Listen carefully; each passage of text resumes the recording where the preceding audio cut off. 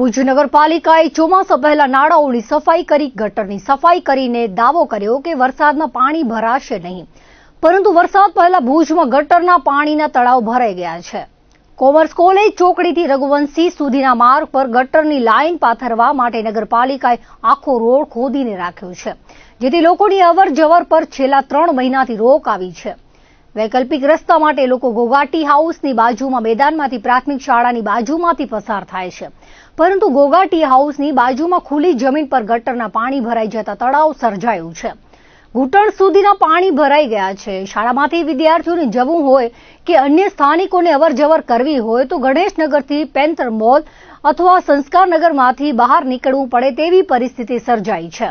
નગરપાલિકાના કહેવા પ્રમાણે રઘુવંશી ચોકડી પાસે રસ્તો બની રહ્યો છે, ત્યારે ગટરની લાઇન દબાઈ જતા અથવા ચોકઅપ થવાના કારણે ગંદુ પાણી અહીં ભરાયું છે। શહેરમાં ગટર ઉભરાવાની સમસ્યા ફરી એકવાર ગંભીર સ્વરૂપ ધારણ કરતી જોવા મળી રહી છે। ખાસ કરીને શાળાઓની આસપાસ ગટર ઉભરાવાની ઘટનાઓને કારણે વિદ્યાર્થીઓ, વાલીઓ અને સ્થાનિક રહેવાસીઓમાં ચિંતા વધી છે। ગંદકી, દુર્ગંધ અને મચ્છરોના ઉપદ્રવ વચ્ચે હવે કાયમી ઉકેલની માંગ વધુ જોર પકડી રહી છે। થોડા સમય પહેલા ભુજ હાઈસ્કૂલ નજીક ગટર ઉભરાવાની ઘટના સામે આવી હતી। તાજેતરમાં ગણેશનગર સ્થિત ભુજની શાળા નંબર 14 ની બાજુમાં ગટરનું પાણી એટલી માત્રામાં ભરાઈ ગયું છે કે જાણે નાનું સરોવર બની ગયું હોય તેવું દ્રશ્ય સર્જાયું છે, જ્યાં નાના ભૂલકાઓ અભ્યાસ કરે છે તેની બાજુમાં જ ગંદા પાણીના ખાબોચિયામાં મચ્છરોનો ઉપદ્રવ વધતા રોગચાળો ફેલાવાની આશંકા વ્યક્ત કરાઈ રહી છે। શાળામાં પ્રવેશ માટે વૈકલ્પિક માર્ગ હોવાથી વિદ્યાર્થીઓ અવરજવર કરી રહ્યા છે, પરંતુ વર્ગખંડોની બાજુમાં ફેલાતી અસહ્ય દુર્ગંધથી વિદ્યાર્થીઓ અને શિક્ષકોને મુશ્કેલીનો સામનો કરવો પડી રહ્યો છે। સ્થાનિકોના જણાવ્યા મુજબ ભુજની અન્ય સરકારી પ્રાથમિક શાળાઓની આસપાસ પણ કચરાના ઢગલા અને ગંદકીની સમસ્યા યથાવત છે।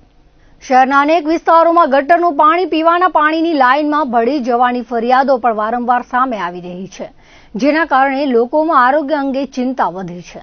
લોકોની એવી પણ લાગણી જોવા મળી રહી છે કે ગટર સફાઈ માટેનો વિભાગ પરિસ્થિતિ પર સંપૂર્ણ કાબુ મેળવી શકતો નથી। ગટરની ફરિયાદ નોંધાવ્યા બાદ પણ યોગ્ય અને કાયમી સફાઈ થતી નથી। પરિણામે કેટલાક વિસ્તારોમાં લોકોને ખાનગી રીતે ગટર સાફ કરાવવી પડે છે। શહેરની જૂની ગટર લાઇનોનું વ્યાપક સર્વેક્ષણ કરીને જરૂરી સમારકામ અને સુધારણા કરવામાં આવે તેવી માંગ ઉઠી છે।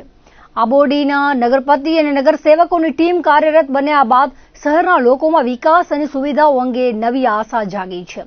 સ્થાનિકોનું માનવું છે કે નગરપતિ અને નગરસેવકો પોતાની રીતે રસ લઈને કામગીરી કરી રહ્યા છે, પરંતુ વર્ષોથી જટિલ બનેલી મૂળભૂત સમસ્યાઓના નિરાકરણ માટે રાજ્ય સરકાર અને સમગ્ર વહીવટીતંત્રનો સક્રિય સહયોગ જરૂરી બન્યો છે।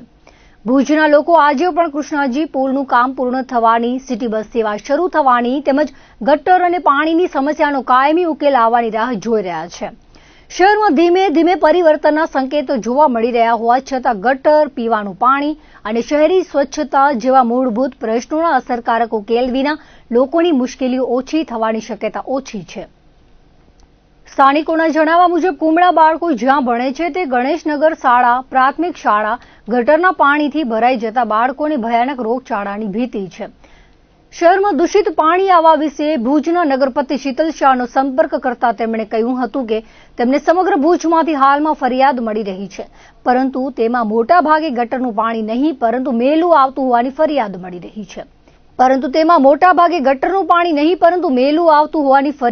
રહી છે। આવું પાણી આવવાનું કારણ એ છે કે દક્ષિણ ગુજરાતમાં ભારે વરસાદ પડવાથી ત્યાંથી આવતું નર્મદાનું અને સરદાર સરોવર ડેમનું પાણી પણ ક્યાંક રસ્તા વચ્ચે મેલું થઈ જાય છે, એટલે ઉપરથી જ આવું પાણી આવે છે।